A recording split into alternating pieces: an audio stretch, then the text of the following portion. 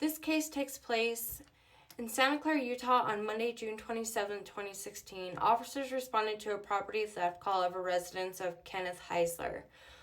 Kenneth reports that he left work at 3:30 a.m. and got back at 2:30 p.m. He pulled in the garage, went inside, took a shower, and when he came out, that's when he realized that some of his wife's jewelry was missing, the iPad was missing, his son was gone, his son's car's gone, his son's video game was left on but on pause, and his wallet was still in his room, and he thought it was really weird. And so he called police. He also found a little bit of blood in the garage and into the kitchen leading into the garage. So he called police just to, get a report of the theft and also to look at the blood and see, am I crazy or what? David, his son, is David Hiezler. He's 30 years old. Okay, and police learned that David and his ex-girlfriend, Kelly Marie, and her boyfriend, Frank McHart, all three had issues because David just won full custody of their daughter they shared together on Thursday. And so tensions were high. So that stood out to police. Okay, that's huge. David and Kelly started dating in 2009. Debbie, David's stepmother, said Kelly was polite. Her and David did everything together. And they had a little baby girl named Mariah. When she was 3 is when Kelly and David really started having issues. Kelly eventually moved out and David was distraught. All he wanted to be was a dad, The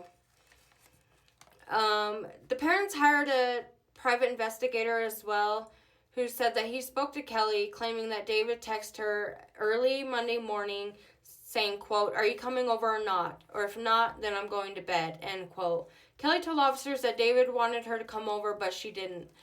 Blood droplets look like bloody nose or like someone nicked themselves. David had to work at 4:30 that night, so police will follow up with him coming in. And he worked there a few years, so if he didn't show up, it would be odd. It would be weird. So he didn't show up at work. They find out his car is put on APB, and he's entered in as missing and endangered. David's house is in a cul-de-sac, so police wanted to get surveillance of the area to see which way the car exited. And they did get footage seeing a car that looked like David's at 4:46 a.m. leaving the neighborhood. 2 days after David's disappearance, police go to Kelly's to talk to her about the custody and everything like that. Kelly, I guess, had custody of the daughter up until September of 2014. She got married and moved to Cedar City, and David went to her house a week of being in Cedar City and took their daughter on an ex parte motion of custody, which is temporary emergency custody to one parent based solely on that parent's testimony that the child is in danger. She claims that Debbie pushed David to do these things because Kelly was moving and they wouldn't have Mariah close by. So David won custody and she got supervised visitation on Thursday, and Monday he goes missing. So they get Kelly's alibi, obviously. Sunday the 26th, she said she saw David last before he went to work. Kelly and him were texting at 3:45, 4 a.m.-ish, wanting her to come over, that he is home alone to come over, and that's when he goes missing. Kelly claimed she was with her roommate Tammy the entire time, and Tammy confirmed it.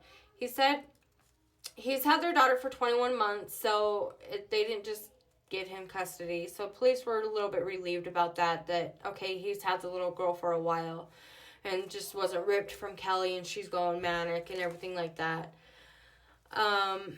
She would also send up a lot of GoFundMes saying, "Please help me and my baby girl escape the hands of these monsters."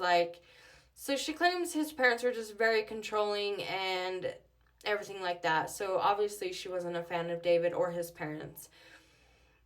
David's GPS data on his car is showed pinged at David's home early Monday the 27th. And at 6:42 a.m., there's another ping in the neighboring state, Arizona.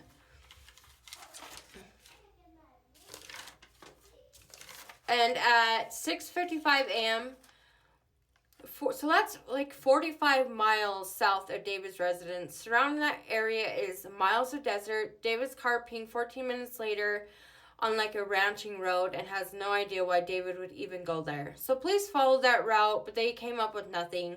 On July 1st, detectives get a call saying that they found a car matching David's at Beaver Dam in Arizona, and it confirmed to be his. And in the car, they found a spent 9mm round behind the driver's seat. And combing through Kelly's phone, it's clear she posted a lot about being upset over David having their daughter.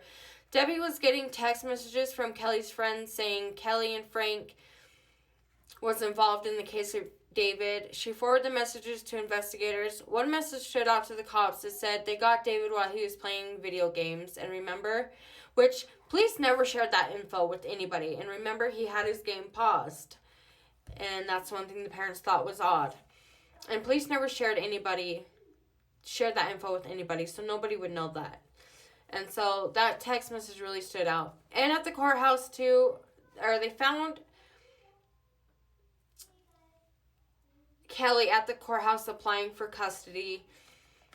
And just because basically when they talked to her the first time, she said that she didn't delete any messages or anything. So they sit her down to talk to her because they know she's hiding something. She claims her and Frank are best friends. It's clear Frank would be supportive and be upset if she's upset. And Kelly claims David and his parents control everything and holds her from from Mariah. So tensions are obvious, right? And something that stood out to me personally was, like, she said the way that they're missing their son and wanting to know where he's at or hold him or whatever is the same way I'm missing my daughter. So that caught my eye.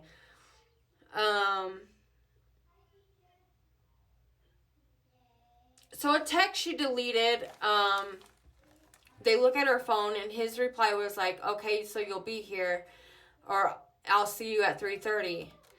Remember, he kept asking her if she was coming over and he was tired of waiting. She claims she asked when his dad went to work and he sent pictures of his parents' empty bedroom. So David sent pictures of his dad's empty bedroom and empty garage because she's like, prove to me you're home alone. And he's like, how? She's like, I don't know, take pictures. And so he took pictures and she's claiming, oh, that was on Saturday, not Sunday. And police were like, do you think we're dumb? You know? And so yeah, she asked Dave specifically to take pictures of the garage and the bedroom. And she's still claiming that conversation was Saturday. But she responded to the pictures early Monday with, quote, good, end quote. Claimed she was half asleep and responded back. She claimed she was confused by the pictures, text, and calls him the next day, which is unusual. She wouldn't do that. So the detectives got audio from the courthouse as well the day custody was established. And Frank is heard after the ruling, quote, I'll fix this, end quote. And they're like, so what was that about? And she's like, I don't even remember. And so Frank was clearly mad, and obviously he would do anything to help, you know, get her back. So they bring Frank in and basically talk to him about it. And so it finally comes out that, and also Tammy's car was seen coming in the neighborhood, so they were armed with that too. And so with Kelly, they were like, tell us the truth. Like, we know Tammy drove you guys. So Tammy drove them two over, and Tammy was at the house for like 20 to 25 minutes. So they're like, she had to know what was going on. So Tammy didn't leave David's house for like 20 to 25 minutes. So it was a while. Well, claims that they went in there. Kelly knocked on the door. Once David answered the door, Frank pushed past her and started like beating him up and put a pillowcase over his head, bound his hands, and put him in the back seat of his car, and they drove off. And then Kelly and Tammy drove to some casinos, and that's when Frank called to ask to pick him up around Beaver Dam. And so all three get arrested. Frank gets 75 years, Tammy gets 3 years, and Kelly gets 35 years. Frank did leave David out in the desert alive. It was true. David died of the weather conditions out there. So sad because it's so hot, everything. I mean, middle of summer, right? So they find his body August 18th, 2017. Yeah. Or if that's the case, be safe, guys. Have a good day.